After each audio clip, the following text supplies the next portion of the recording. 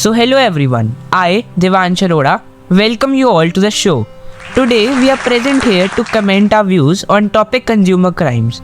So we have a very special guest with us, Aaryan Srivastava. So sir, my first question to you would be in minds of all the viewers that what according to you is the basic meaning of consumer crimes? Sure, so the bookish definition of consumer crimes, which is also known as white-collar crime or economic crime, refers to illegal activities committed by individuals or organizations in the context of business or commerce that exploit the consumers for their personal gain or financial benefit.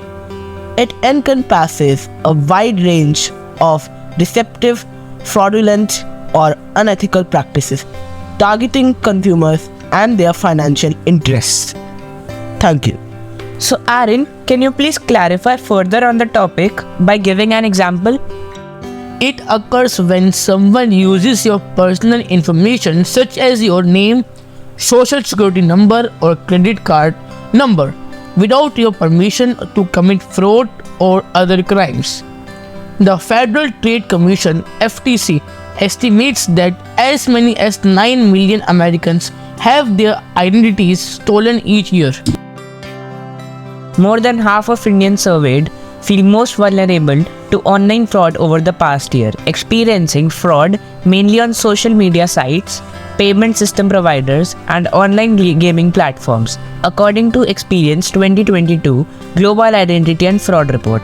As per the survey, almost one-third of Indian consumers have been victims of online fraud. More than half of the Indian consumers surveyed reported concern about fraud and identity theft and see a significant rise with today's growing fraud risk due to digitalization. Mr. Arin, please elucidate your views on it.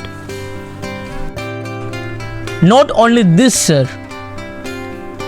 2/3 of Indian consumers surveyed have interacted with AI-produced chatbots or virtual assistants in the past 6 months. Overall, APAC consumers are becoming more comfortable with business leveraging AI, with 64% of India respondents, the highest in APAC. I am sure that Mr. Aaryan will also have some views on it. Thank you, Arin. There has been an exponential rise in digital payments in India, driven by the increased adoption of technology, making consumers and business permitting to new and innovative types of online frauds. With the boom in digital payments, consumers and businesses need to remain vigilant and aware of emerging fraud trends and understand the risks involved in online transactions. The country shall endeavor to protect and support businesses by providing innovative fraud detection solutions such as Hunter, which is used by banks and financial institutions worldwide, and by educating consumers to identify fraudsters at an early stage. So now, it's time to listen to our third friend Agastya Chopra. So Agastya, please justify this quote with the help of an example. Banks can't always escape using technical difficulties. Yes, Devansh, it is true. Banks can't always escape using technical difficulties. We have come to rely on banks so much. More than ever, most of our transactions are digital and heavily reliant on banks for these. Have you ever had your transaction fail due to the server being down or other errors?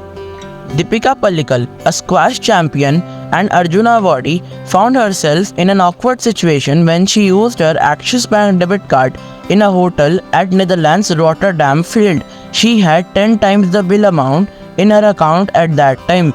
Due to this, she faced a loss of reputation and humiliation. The bank said the incident was a case of force majeure. Apart from that, the bank had also returned a check of 1 lakh rupees issued to her by the Government of India and blamed it on a technical error. Deepika moved the consumer court in Chennai against Axis Bank. The court found that there was a deficiency of service on the part of Axis Bank and directed the bank to pay a compensation of 5 lakh rupees and 5,000 other expenses. So it's another win for Indian judiciary.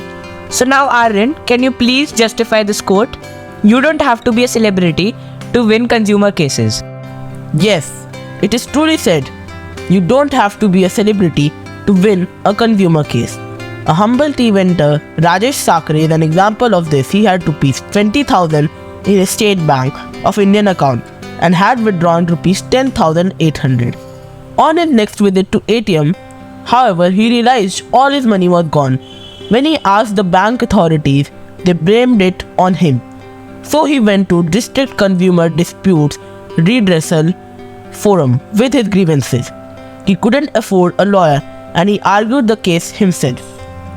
Court decision was that the forum ruled in his favor and ordered the State Bank of India to return rupees 9,200 with 6% interest, pay rupees 10,000 as compensation for mental anguish caused by the issue and rupees 2,000 for legal expenses.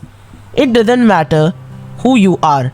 As long as you have valid case, you can approach the consumer case forum, and even big companies and government entities like the State Bank of India can be made to answer for their mistakes here. Thank you. So this case pushed common folks to move out of the discrimination between poor and rich. So now Arin, can you please justify this quote with an example? Not all free items are welcomed. Imagine you bought a bottle of Pepsi and found a packet of vodka floating in it. It happened to Rajesh Rajan from Ahmedabad. When he bought Pepsi from local store, he sent a legal notice to the company immediately and approached the Consumer Cases Dispute Redressal Forum. Moreover, he claimed that there was a deficiency in service that could have caused a health hazard to him. He demanded compensation of for 5 lakh rupees for the same. The Consumer Forum passed an order in a favor of Rajesh Rajan and directed the company to pay a total of rupees 4,008. Rajesh moved the State Consumer Dispute Redressal Commission asking for a higher compensation as rupees 4,008 was too low, as that he had spent rupees 500 on sample testing itself. The State Commission passed an order asking the company to pay rupees 20,000 as compensation and rupees 2,000 toward cost, as it found Rajesh's argument reasonable. Also, I would like to add something. The Consumer Protection Act 1986 protected the rights and interests of consumers. It introduced Consumer Disputes and Redressal Commission dealing with compensation, product liabilities, and penalties. Also, following other ways and means of consumer protection followed in India. Self-regulation by business. Large business houses have realized they can prosper and grow for a long period of time only by giving due importance to consumer. Socially responsible firms follow quality standards and have started customer grievances settled to attend the complaints of consumers. Business associations. Various business associations such as Federation of Indian Chamber of Commerce and Industry and Confederation of Indian Industry have framed a set of code of conduct which lay down guidelines for dealing with customers. Consumer awareness. It is not easy to exploit an educated and well-aware consumer. Consumer must be well aware about his rights, responsibilities, and relief available to him under Consumer Protection Act. So be aware and be protected from these online frauds. Thank you. So Arin, can you please list some type of consumer frauds?